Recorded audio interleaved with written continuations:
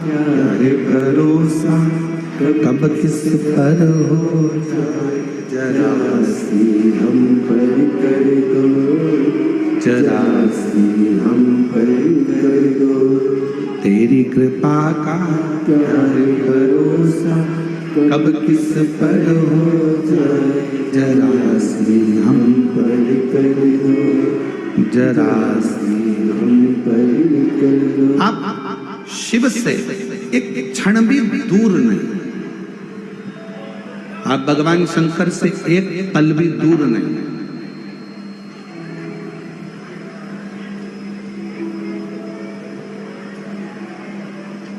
अच्छा, एक बात आपसे पूछें, आप जहां जहां से आए हो, वैसे तो आप शिव जी के द्वार से शिव जी के द्वार तक ही आए हो। अपना घर क्या है? शंकर का मंदिर, शिवालय। और यहाँ पर कहाँ आए हो? शंकर के द्वार। हम आपसे एक बात पूछें, तुम्हारे पिताजी के नाम पर तुम्हारे पिताजी की कितनी पूंजी है, तुम्हारे पिताजी के पास कितना धन है, तुम्हारे माँ के नाम कितना धन है, कितनी प्रॉपर्टी है, ये सब, और तुम्हारे दादा के नाम, तुम्हारे परदादा के नाम कितनी प्रॉपर्टी है, ये देखने के लिए अगर तुम्हारे पास में कुछ भी नहीं है तो तुम्हें तहसील जाना पड़ेगा।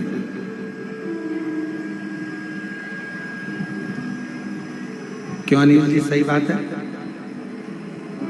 दादा परदादा के पास कितनी प्रॉपर्टी, उसको देखने के लिए अगर अपने को नहीं मालूम तो कहां जाना पड़ेगा? जम के बोलो जरा, आवाज नहीं आई। तहसील। क्या कहोगे वहां? सब पुराना रिकॉर्ड निकाल,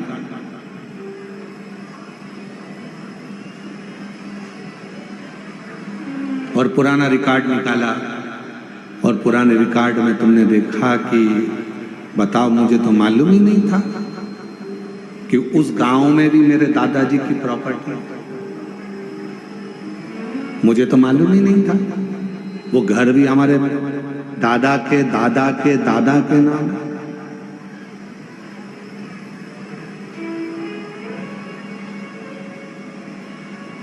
पुराना कुछ देखना है तो तहसील में जाकर पुरानी वसीयत देखना पड़ेगा, पुराना रिकॉर्ड देखना पड़ेगा। उसी तरह आपका क्या क्या है, इसको जानने के लिए तहसील जाना पड़ेगा, पुराना रिकॉर्ड देखना पड़ेगा। उसी तरह शंकर भगवान से आपका पुराना संबंध कितना है, इसको देखने के लिए एक बार पुराण के पास, शिव पुराण के पास जाना पड़ेगा, शंकर के द्वार जाना पड़ेगा, शिव के द्वार। एलईडियां नहीं चल रही है? क्यों? चालू करो ना उस एलईडियों में।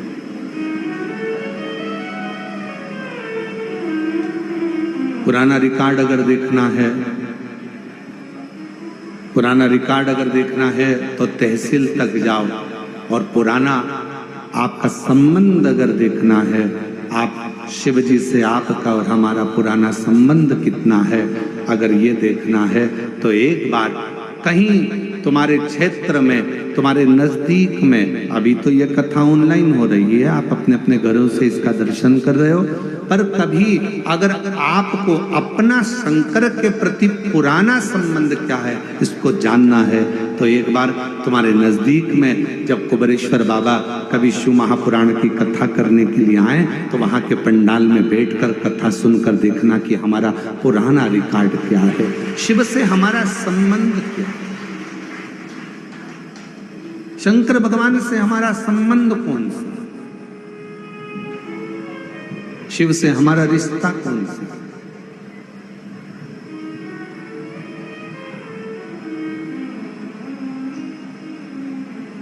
हम भगवान शंकर को अपना कैसे बना सकते हैं, हम शिव के कैसे बन सकते हैं, हम शंकर को कैसे भज सकते हैं। शिव महापुराण पुराना रिकॉर्ड है। जितनी भी संसार की मूर्तियों का आप दर्शन करते हो, ये सब, जितनी भी मूर्तियों का आप दर्शन कर रहे हो, ये सब त्रेता, द्वापर, कलयुग की एक स्वरूप का दर्शन कर रहे हो। पर शंकर भगवान का शिवलिंग, शंकर भगवान की शिवपिंडी का अगर दर्शन करते हो किसी मंदिर में, तो समझ लेना कि ये ना तो त्रेता का है, ना ये द्वापर का है, ना ये कलयुग का है। शिवलिंग का अगर दर्शन कर रहे हो तो ये मान लेना कि ये सतयुग से, आज से नहीं, ना जाने कितने कितने युगों से निरंतर शिव ऐसा ही, शिव यही स्वरूप में थे।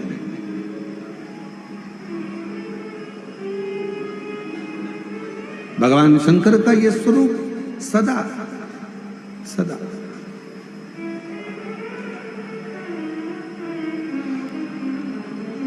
ये स्वरूप कभी बदलता ही नहीं।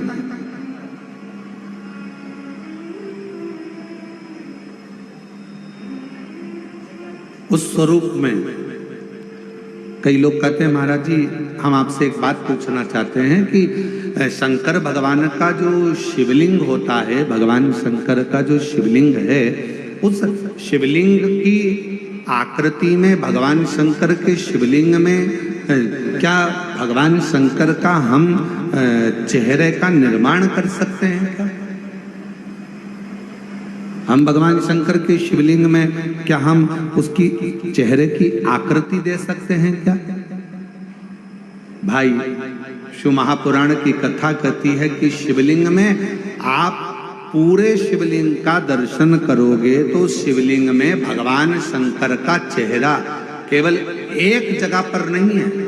शंकर भगवान का चेहरा शिवलिंग की आकृति में नीचे से ऊपर तक हर जगह पर भगवान शिव का तो स्वरूप विराजमान है ही।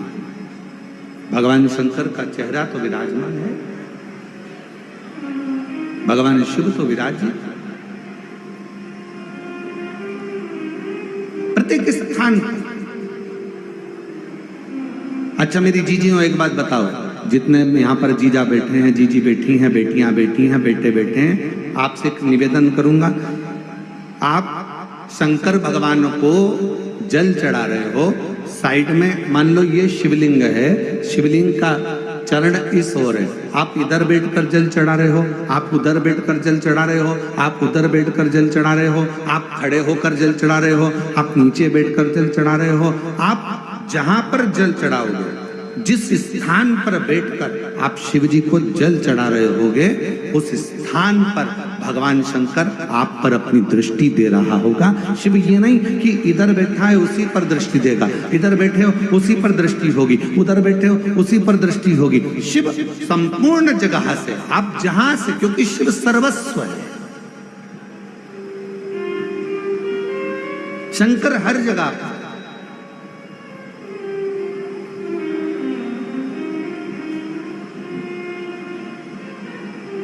जल में वही, थल में वही, अंबर में वही समाया है। जल में वही, थल में वही, अंबर में वही समाया है। जहां देखो जहां जाओ वहीं शिव की ही तो माया है। तुम जहां जाओ, जिस स्थान पर जाओ, जिस जगह पर जाओ, शंकर हर जगह पर समाहित है, संपूर्ण जगत। कल कथा सुन रहे थे शिव बेटी, शिव महापुराण के चरित्र में सावित्री की कथा सुन रहे थे, जिसकी उम्र 4 साल की, मात्र 4 वर्ष की आयु है उस सावित्री की। छिपरा जी के तट पर मां के साथ में दर्शन करने जा रही थी, शरीर में एक रोग लग गया था, जिस रोग के कारण वो बेहोश होकर जमीन पर पड़ी, भूमि पर पड़ी है, मां चित पड़ी, रो पड़ी, चिल्लाई, कौन आए, कौन बचाए, कौन संबंध। और फिर निवेदन करें, कथा की शुरुआत में एक बात कही थी कि एक संबंध, भले जगत से तुम्हारा कोई भी संबंध हो, पर एक संबंध मेरे बाबा से, मेरे डमरू वाले से, मेरे शंकर से, मेरे त्रिकालदर्शी कैलाशी अविनाशी से एक संबंध जरूर बना।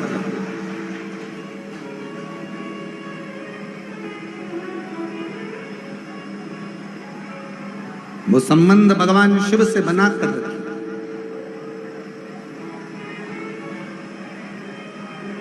कितना बड़ा संबंध तुम भगवान से बनाओगे। कितना सुंदर कहा है शिव महापुराण के लिए कि कई लोगों ने विचार करा कि सारे पुराणों में सर्वश्रेष्ठ पुराण अर्थात सारी पुराणों को, जैसे आप विष्णु पुराण वर्णन कर लो, आप नर्मदा पुराण वर्णन कर लो, लिंग पुराण वर्णन कर लो, कूर्म पुराण कह लो, नारद पुराण कह लो, श्रीमद् भागवत पुराण कह लो, तुम जितनी भी पुराणे हैं सारी पुराणों का वर्णन सुनेंगे। सारी पुराणों के सामने लिखा हुआ है ये विष्णु पुराण है, ये अग्नि पुराण है, ये ब्रह्म विवर्त पुराण है, ये ब्रह्मा जी का है, ये इनका है, सारी पुराणों का, ये कूर्म पुराण है, ये नारद पुराण है, सारी पुराणों का वर्णन मिलेगा। पर सारी पुराणों में भी जिसको महासंबोधन से संबोधित किया गया है, सारी पुराणों में भी जिसको श्रेष्ठता का संबोधन दिया गया है, उसमें एक पुराण को वर्णित किया गया शिव महा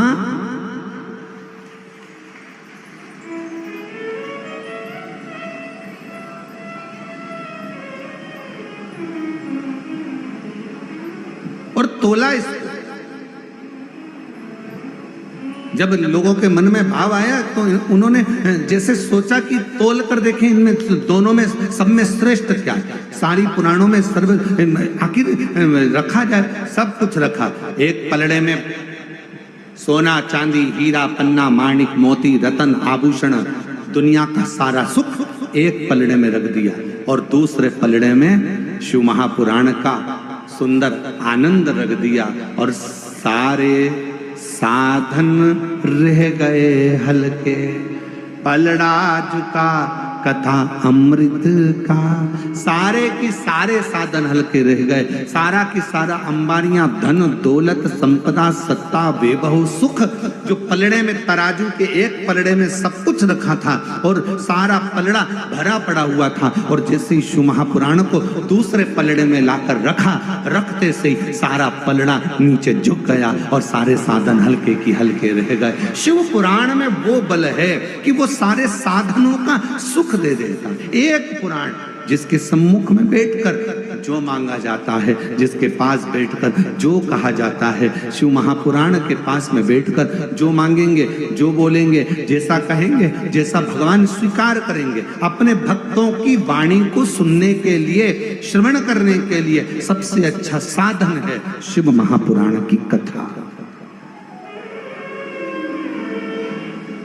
अब आप लोगों को मालूम कि नहीं मालूम वो हमको नहीं मालूम, पर हमारे समय पे हमने भी पुराने समय में देखा एक चीज जो आपको बताना चाहता। कभी कभी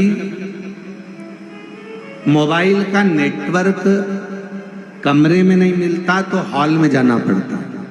अब तुम्हारे साथ ऐसा हुआ कि नहीं हुआ वो हमें नहीं मालूम, ठीक है। हॉल में नहीं मिलता तो उधर ग्राउंड में जाओगे, ग्राउंड में नहीं मिला तो उधर जाओगे।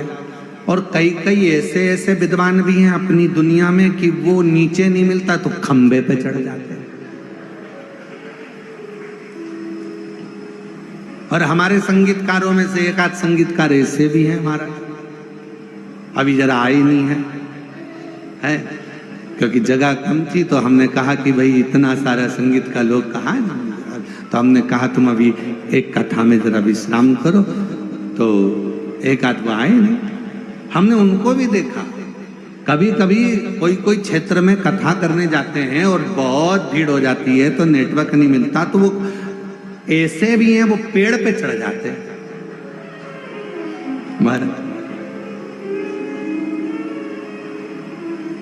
और नीचे से आवाज लगा के क्या बोलते हो, गुरुजी यहां सिग्नल मिल रहा है।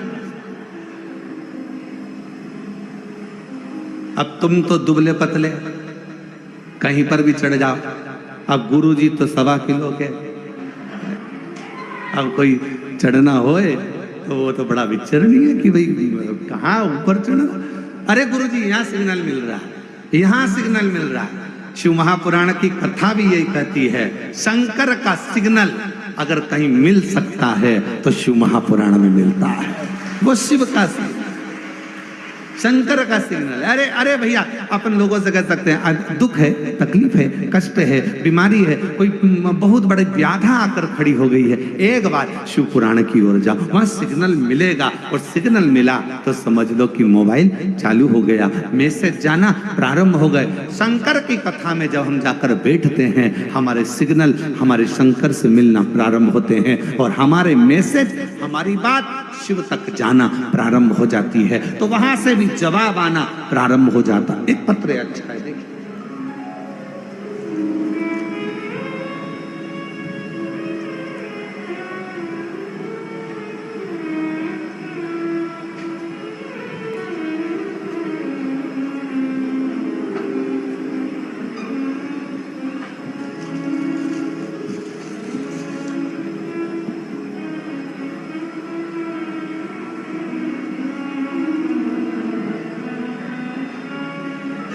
रिंकू तलवारे, पति योगेश तलवारे, घर मनावर, जिला धार, मध्य प्रदेश। आप ही हैं? आ जाओ, एक बेलपत्र ले जाना उधर से घूम के, इधर यहाँ से आ जाएंगे, यहाँ से जगह है निकलने, यहाँ तो आ जाओ इधर से। रिंकू तलवारे, योगेश तलवारे, मनावर, जिला धार, राज्य मध्य प्रदेश। मोबाइल नंबर ये है। मैं बाबा जी शिव जी का क्या गुणगान करूं, कुबेरेश्वर धाम का क्या वर्णन करूं। मेरे भैया मुझसे बात नहीं करते थे 2020 से, फिर 2023 में पता चला कि मेरे भैया को कैंसर हो गया और वो सेकंड स्टेज का। 2023 सुनते से मन दुखा, इलाज चल रहा था, डॉक्टर ने कहा था पूरे शरीर में फैल चुका है, क्या करता। सुनते से ही मैं दौड़ी और मेरे भैया के लिए मैं कुबेरेश्वर धाम आ गई। बाबा से विनती करी, बाबा भले मेरा भैया मुझसे बात नहीं करता, पर आज मैं तेरे धाम पर मेरे भाई के लिए आई। रुद्राक्ष लिया, प्रणाम करा, कंकर शंकर का पूजन करा। डॉक्टर ने तो भैया को कह दिया था कि ये ठीक नहीं होंगे, पर यहाँ से रुद्राक्ष ले गई, बाबा की बेलपत्र उठाकर ले गई, कंकर शंकर पूजन कर कर एक कंकर ले गई और बाबा का जल लेकर गई, चढ़ा हुआ। उस जल को भैया के दरवाजे पर जाकर छीटा, रुद्राक्ष दिया और भैया भाभी से कहा कि ये जल बाबा ऐसा भैया के लिए करना, उस जल को पानी में भिगोना, शिवजी को चढ़ाना और फिर वापस उसको पीना। आज बाबा की कृपा से मेरे भैया की कैंसर की रिपोर्ट सब नॉर्मल आ गई। मैं बाबा को यहाँ प्रणाम करता हूँ।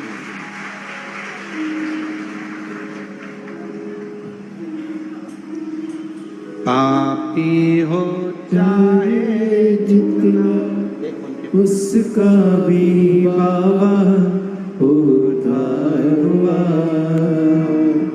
उद्धार हुआ। जिस पर भी हो गई तेरी करुणा कृपा, भव पार हुआ, भव पार हुआ।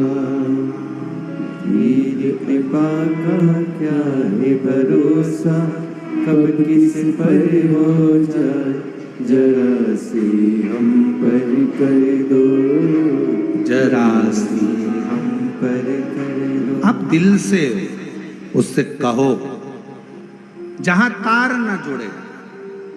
कोई कई कई जगह कहे ना, अभी हमने कहा कि हमारे बच्चे कहे यहाँ पर सिग्नल मिल रहा है, कोई कहे वहां सिग्नल मिल रहा है। अगर सारी दुनिया से हार गए तो फिर एक जगह पर जाकर सिग्नल मिलाना।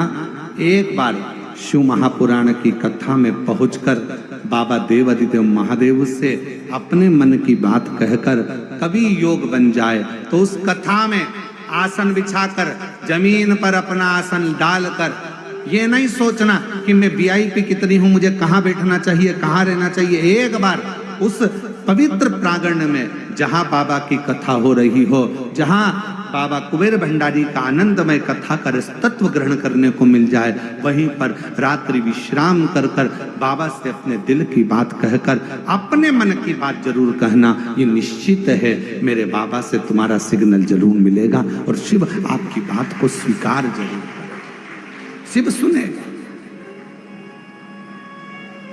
अभी ये कथा तो ऑनलाइन है,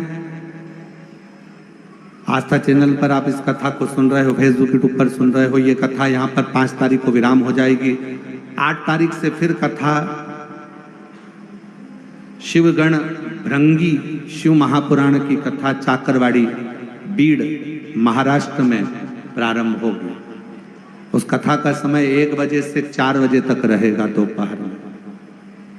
सुनो, उसको धारण करो। एक स्थान पर जाकर देवता भी विचार करते हैं, सारे साधन रख दिए, सब कुछ रख दिया, सोना चांदी हीरा पन्ना आंबर पीतांबर सब कुछ रखा गया। और रखने के बाद दूसरे पलड़े पर शिव महापुराण का सार तत्व रख दिया। सारे साधन रह गए हल्के और पलड़ा झुका कथा अमृत का। सारे के सारे साधन हल्के रह गए। जैसे शिव महापुराण का भाग एक पलड़े पर रखा, वो सारा की सारा पलड़ा नीचे झुक गया। देवताओं ने कह दिया जीवन का सारा सुख अगर कहीं प्राप्त हो सकता है तो वो शिव महापुराण की शरणागति में प्राप्त हो सकता है। शिव की शरण, भगवान शंकर के चरणों में, भगवान शंकर के चरणारविंद में बैठकर जो दुनिया का सारा सुख आप मांगे। कहता है कई माताओं के मन में था, कई लोगों ने बहुत मैसेज करे आश्रम पर कि भाई दिल्ली में कथा कैंसिल हो गई, झारखंड में कथा कैंसिल हो गई, हमें तो कथा सुनना है। कुछ भी करो, धाम पर ऑनलाइन करो पर कथा करो जिससे हम लोग श्रवण कर सके। कई भक्त हैं जो बिना कथा के रह नहीं सकते, बिना कथा के उनको आनंद की अनुभूति नहीं होती। उनको ऐसा लगता है कि कोई हमारी पल्लू में कोई रुपया बंधा था, वो खसक गया, कहीं छूट गया। आप में भी कई लोग ऐसे हैं जिनके हृदय में शिव महापुराण के प्रति भाव है और वो कथा के बिना नहीं रह सकते।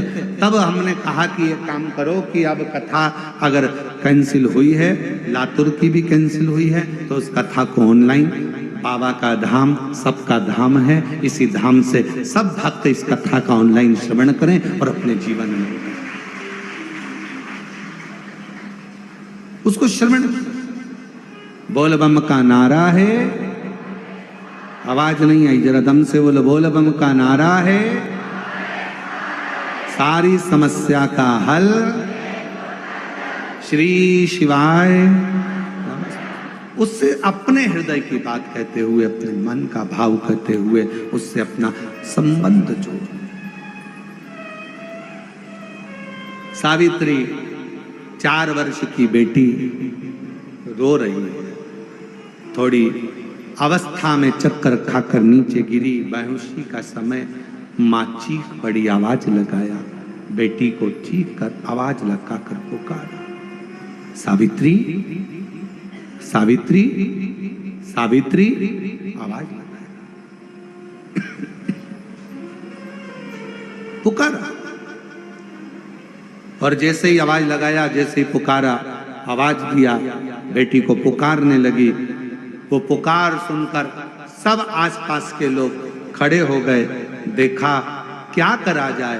तभी उसी क्षण, उसी पल, उसी घड़ी माँ जगत जननी दुर्गा भवानी अष्टभुजा धात्री माँ अम्बा, मेरी माँ आद्य शक्ति माँ जगदम्बा, बड़ी सी बिंदी मस्तक पर धारण कर कर, सुंदर सा वस्त्र धारण कर कर, हाथ में चुड़ला, पांव पैजनिया, कमर कर धनिया, इतनी सुंदर श्रृंगार कर कर माँ जगत जननी उस माँ के पास पहुंची जो अपनी बेटी सावित्री के लिए रो रही थी।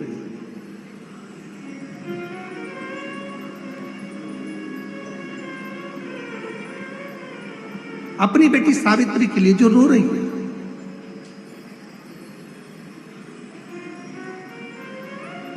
पहुंची, क्या हुआ, क्या बात है, क्या हो गया, क्यों रो रही हो, ऐसा कौन सा दुख आ गया जो तकलीफ है तुमको। पार्वती जी ने पूछा।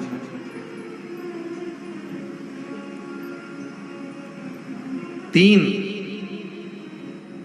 शिव जी की करुणा का गुणगान करने के लिए तीन, जब आप तकलीफ में होते हो तो तीन, शंकर को जल चढ़ाने वाला, एक लोटा जल चढ़ाने वाले के पास तीन को भगवान शिव अवश्य भेजते हैं। दुख को समाप्त करने से पहले तीन को मेरा शंकर आपके दरवाजे पर जरूर भेजता है। पहले नंबर पर मां आद्यशक्ति दुर्गा को आपकी पड़ोसन के रूप में, आपके रिश्तेदार के रूप में, आपके कुटुंबी के रूप में, आपके संबंधियों के रूप में, किसी ना किसी के रूप में आपके पास भेजकर बोलेंगे, क्यों घबराती हो, क्यों चिंता करती हो, क्यों टेंशन लेती हो। मैंने सुना है कथा में बाबा ने ये बताया था, एक काम कर, एक बेलपत्र, एक दुर्वा लेकर जा, बताएगी, आएगी, बैठेगी, सुंदर, उस दिन उसका चेहरा देखोगे आप तो आपको लगेगा ये मेरी पड़ोसन नहीं हो सकती। उसका चेहरा देखोगे तो आपको लगेगा ये मेरी देवरानी नहीं, ये मेरी जेठानी नहीं, ये मेरी ननंद नहीं, ये मेरा रिश्तेदार नहीं। आज इसका चेहरा कुछ और बोल रहा होगा। जब होगी तब कोई तुम्हारे कहेगा, धीरे से, सामने नहीं आएगा तो सुंदर स्वरूप धारण कर कर स्वप्न में आकर कहेगा। ऐसा लगेगा कोई तुम्हें जगा कर कह रहा है कि तू घबराना मती, तू ये कर लेना, समझ लेना मेरे बाबा ने अपनी अर्धांगिनी पार्वती को तुम्हारे पास भेज दिया, मेरे शिव ने अपनी पत्नी को तुम्हारे पास भेज दिया, अपनी अर्धांगिनी को भेज दिया। दूसरे नंबर पर मेरे भोले बाबा, मेरे शंकर, मेरे त्रिकालदर्शी, मेरे करुणा सागर, मेरे शंकर दूसरे नंबर पर अपने गण भृंगी को भेज देते। अभी जो आप कथा चाकरवाड़ी बीड़ में श्रवण करेंगे ना, वहां पर 1 बजे से 4 बजे तक, उसमें कथा में आप सुनेंगे भृंगी क्या क्या करता है। शिव जी के गण श्रृंगी और भृंगी का कर्म क्या।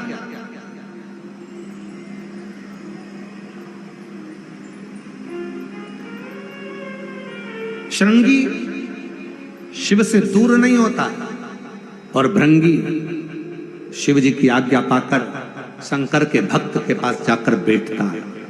शिव जी अपने दूसरे पात्र को भेजते हैं भृंगी को। जब आप चाकरवाड़ी बीड़ में 8 तारीख से 14 जून तक, 8 जून से 14 जून तक कथा सुनेंगे 1 बजे से 4 बजे तक, तो उसमें भृंगी के चरित्र का स्मरण करेंगे।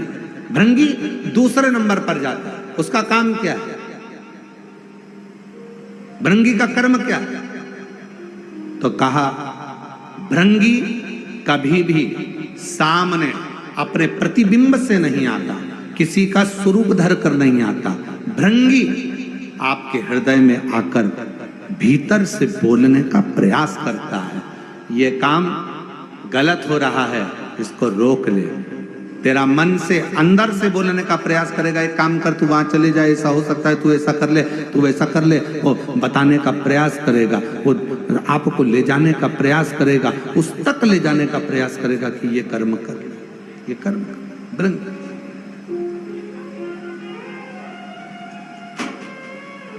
दूसरे नंबर पर भृंगी आपके मन की वाणी को शिव तक पहुंचाने का प्रयास करेगा। और तीसरे नंबर पर भगवान शंकर अपने भक्त का दुख हरने से पहले तीसरे नंबर पर भेज देते हैं अपने नंदीश्वर को, अपने नंदी गण को मेरे शिव भेजते हैं। नंदी का काम क्या है, जैसे ही नंदी आता है, कोई व्यक्ति के रूप में, किसी रूप में, किसी फोन के रूप में, किसी कॉल के रूप में, किसी पत्र के रूप में, किसी मैसेज के रूप में, जब नंदी तुम्हारे घर में प्रवेश करता है तब वो तुम्हारे रास्ते को क्लीन कर देता है, रास्ते को साफ कर देता है, उसको मार्ग को प्रशस्त कर देता है। पहुंच गई मां पार्वती। सावित्री की मां रो रही थी, सावित्री बेहोशी में पड़ी थी, होश नहीं था, मूर्छा में थी।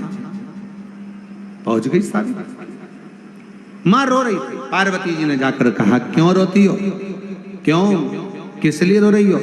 मेरी बेटी का तबीयत ठीक नहीं, मेरी बेटी का स्वास्थ्य ठीक, बहुत दुखी है।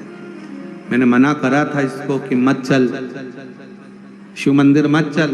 मेरी बेटी कहती है कोई कोई डॉक्टर बड़ा वीआईपी होता है, कोई कोई डॉक्टर बड़ा महंगा होता है, तो वो अपने घर पर चेकअप के लिए नहीं आता, मरीज को उस डॉक्टर के पास जाना पड़ता है। इसलिए मेरी बेटी जिसका शरीर ठीक नहीं है, आज मेरी बेटी यहाँ बाबा को, महाकाल राजा को एक लोटा जल चढ़ाने आई थी। पर छिपरा के जल के अंदर से जब छिपरा का जल भरकर मेरी बेटी चलने लगी, तब मेरी बेटी को चक्कर आए और वो गिर गई है। पार्वती जी कहती हैं क्यों चिंता करती हो, क्यों चिंता करती हो? एक वेद को मैं जानती हूं और वो वेद साधारण नहीं है। पार्वती जी बोली वो वेद ऐसा है, औषधि मंत्र के रूप में दे देता है। अब उसको क्या मालूम कि दुनिया का सबसे बड़ा मंत्र त्र्यंबक मंत्र, जो एक बार त्र्यंबक मंत्र अगर जीव को मिल जाता है तो जीव वैसे ही स्वस्थ हो जाता है। अब पार्वती जी कह रही है मैं वेद जी को जानती हूं, अगर बोलो तो उस वेद जी को मैं लेकर आती हूं, अगर तुम कहो तो मैं वेद को भेज देती हूं।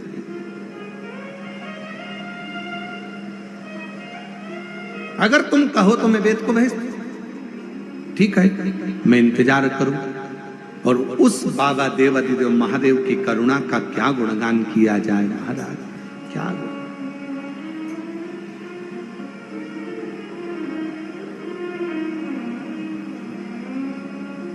शिव जी मेरे ओघड़दानी, मेरे शंभु।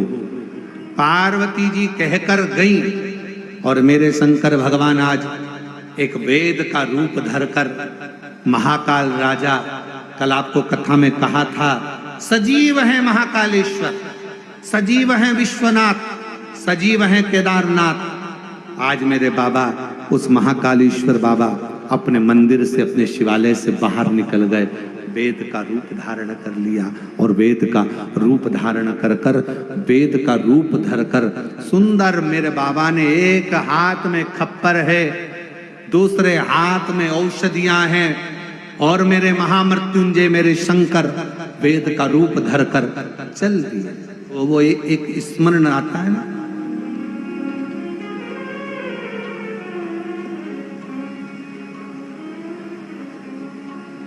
कभी वेद रूप में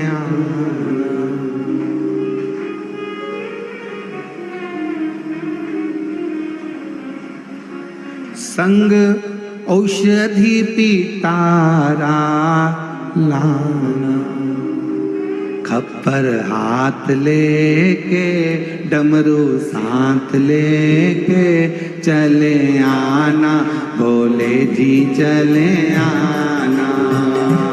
खप्पर हाथ लेके डमरू साथ लेके चले आना, भोले जी सब गाइए, चले आना भोले जी चले आना, चले आना भोले जी चले आना। विश्वनाथ बन के, भोलेनाथ बन के चले आना, भोले जी चले आना। विश्वनाथ बन के, भोलेनाथ बन के चले आना,